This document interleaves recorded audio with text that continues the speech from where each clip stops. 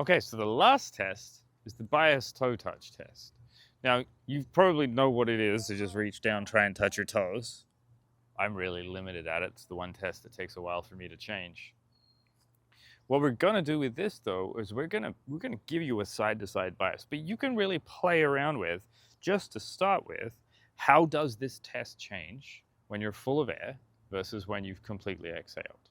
So you can start with trying that. Take a breath in, keeping your knees locked out, reach down, see how far down you can reach for your toes. Now exhale completely.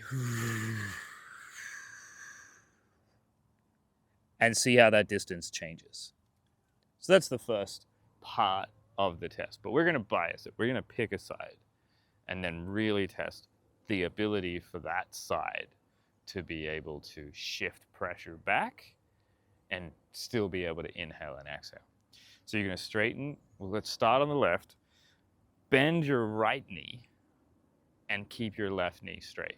And you're gonna reach just your left hand towards your left toes. Don't care what you're doing with your right side, you just use your right side to make you able to reach with your left side.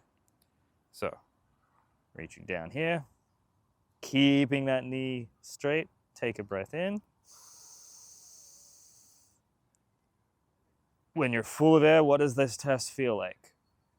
When you let it all go,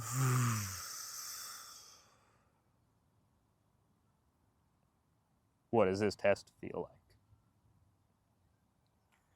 And then we're going to move to the other side, test the same thing. On the right leg, bend the left knee, keep the right knee straight. Right fingers are going to go for the right toes. Take a breath in, full of air. Try and reach, find that point. Exhale. Notice what the point is there. And then when you reach in just equally, you might be able to notice a bias more of one side to the other side. So that's really more a test of pressure, of your ability to shift it back and your ability to still breathe into your back while you're in that compressed position. So if you notice that you're breathing into your belly or that your pelvic floor is really tight, that's a really good sign to notice in this position. If that changes as you inhale and exhale, or if it's different on one leg versus the other leg. This is also a really good test for shoes to give you some feedback in.